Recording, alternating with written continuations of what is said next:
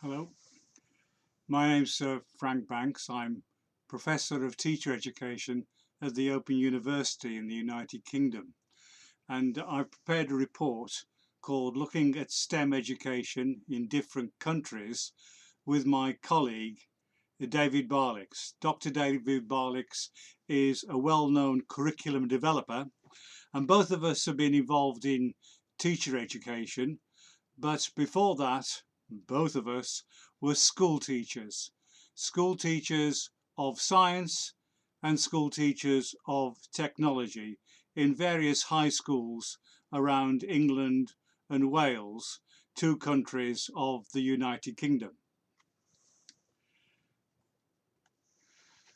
I'm following this video using some slides which I've already produced, and I'm going to talk about why teach STEM.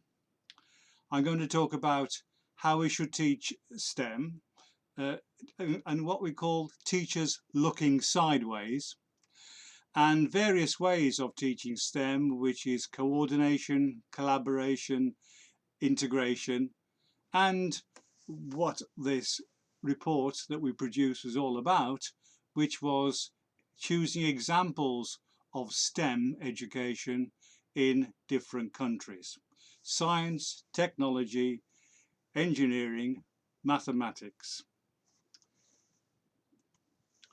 So why teach STEM?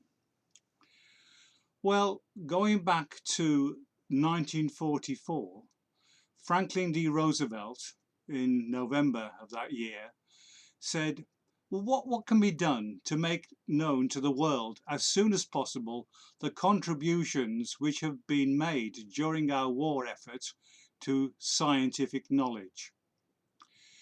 He asked that the various departments in the United States of America should consider the knowledge that should help us to stimulate new enterprises, provide jobs for our returning soldiers and other workers, and make possible great strides for the improvement of the national well-being.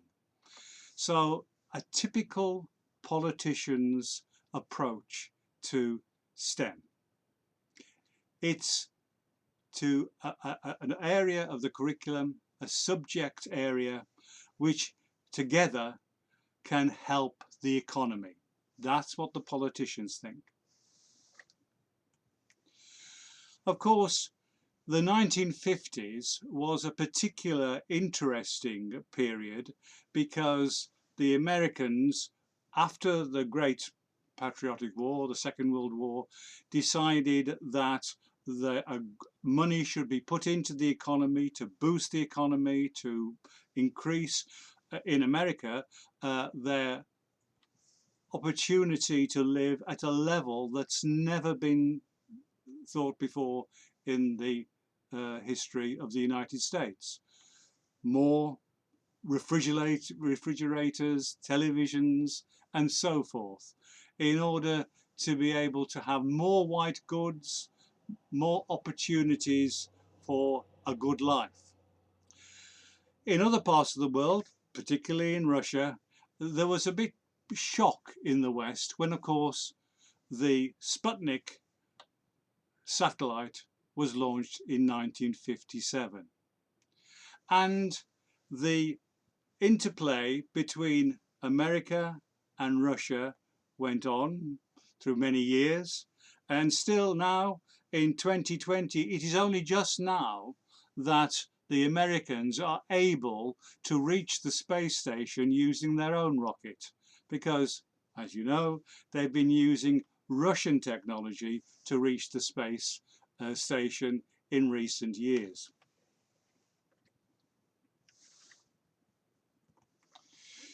But in 2008,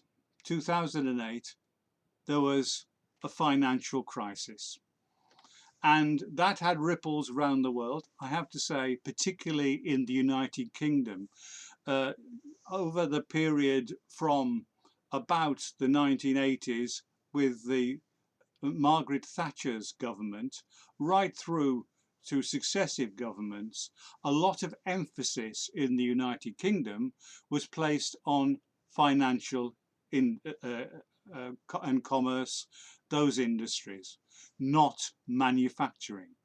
So when there was a financial crisis in 2008, it had quite a severe effect on the economy of the United Kingdom.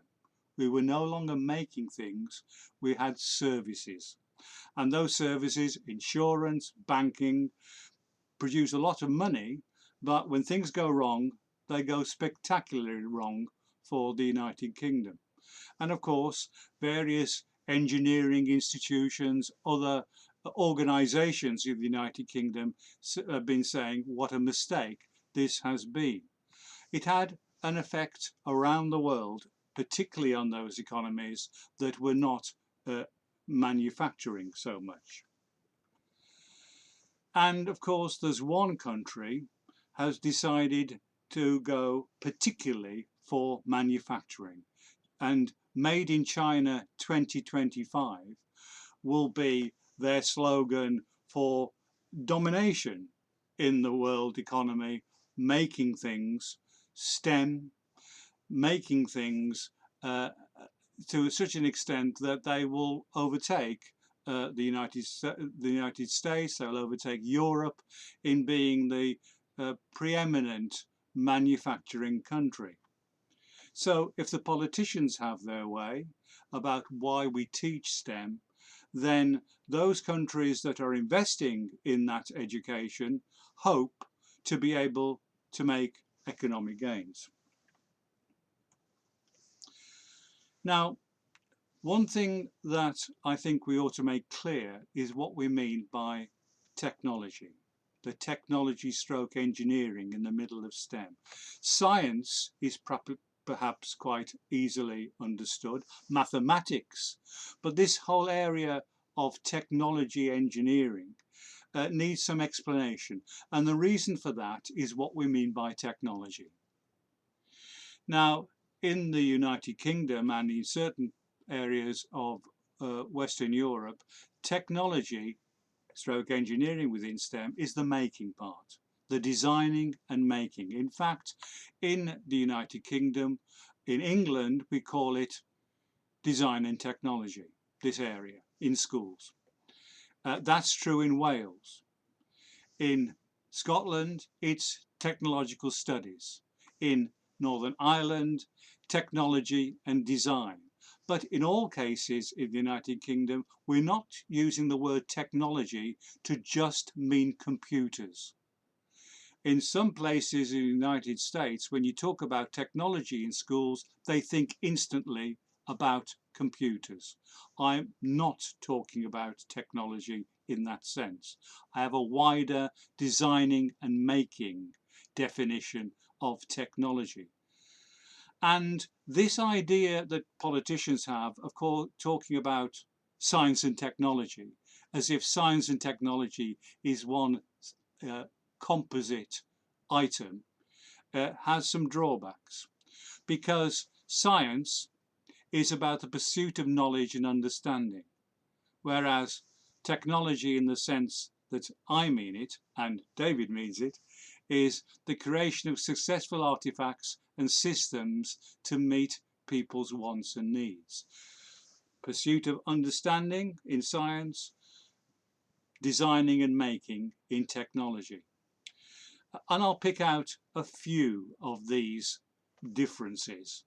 Science against technology, science versus technology. So in science, we're talking about discovery of new things. In technology, we're talking about the design and invention and production of new products. Then in science, we talk using reductionism, involving the isolation and definition of distinct concepts, whereas technology is more about holism, integration of many competing demands, theories, data and ideas. In science, it is the pursuit of accuracy in modelling, where in technology the pursuit of sufficient accuracy in modelling to achieve success. And finally, in science, drawing on correct conclusions based on accurate data, whereas technology it's taking good decisions based on incomplete data and approximate models. Best fit. So when we're teaching, when will science knowledge be that is needed? Well, let's take the example of making a mask, play mask, which has got flashing lights. Now, in this mask with the flashing lights, what's important? Well, in terms of science knowledge, we need to know something about series and parallel circuits. And what about the life of the cell, the life of the battery, the life of the cell? Well, is the current important, or is it the power, the watts that's important, or is it the milliamp hours the best indication? So scientific knowledge is important to producing even a simple artifact like a mask with flashing lights for eyes. And to enable the design of the mask to be in the hands of the student, then if it doesn't work, they have to find out what it is if the circuit fails. So the pupil might say, well, I must have got something wrong. Where's that diagram? And so they have to check carefully against the circuit diagram. They might say, there could be a loose connection somewhere, so they have to check for solder joints. The battery might be empty, a dud battery. Test it with a light bulb so that you know it works. So using chooser charts like these, then the pupil, rather than the teacher, is the one that can do the investigation in order to make it work, rather than indicating to the teacher, can you come and help me? It's not working. They can find it out. So when will it be that's technical knowledge that's needed? Now, again, using the chooser charts, they need to choose what's the most appropriate element to use in their design. Let's take the example of different types of switches. Well, there are some switches that are push to make switch. They press it in order to turn it on, or it's on the whole time. They push to switch it off, a push to break switch, or a reed switch, or a tilt switch. Or to set something on or off, then there might be a single pole switch which they press, or they slide, or they toggle, or a rocker switch. Or to turn something on and something else off, then they need a single pole double throw changeover switch. So depending on what they need for their particular project, there's different sorts of switches, and they, as a pupil, as a student, can choose their own technical device in order to make something work. Chooser charts. Now, when will mathematical knowledge be that is needed? Well, much of the mathematical curriculum for the pupils in the lower secondary school, the lower high school, 11-year-olds to 14-year-olds, it's about discerning and expressing structure and pattern, exploring data, and appreciating and describing trends. A simple thing is about which sort of unit of measurement you use. In technology and making things, millimeters are often used. In science, centimeters are often used. And mathematics, in a simple lower school lesson, would be ensuring that the understanding of measurement of length in different units, making sure that measurement of weight in different units are covered in the curriculum, so that what's done in mathematics supports what's done in science and what's done in technology and engineering areas. The most important thing that we found around the world which appeals to students is to make any activity authentic, real. And by that, I don't always mean it's going to mock, be an approximation, being a sort of model of something that's in the real world. It could be something for the real world.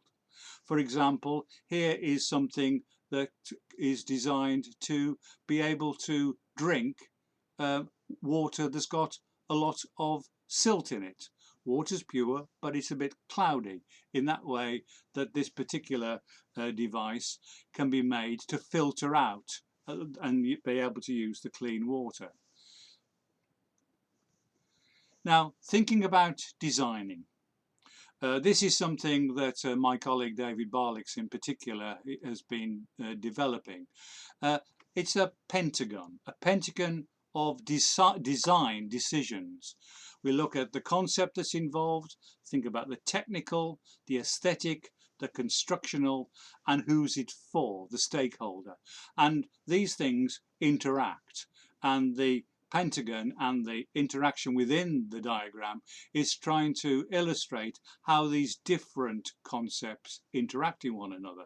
Let's take an example to make it clear what I mean.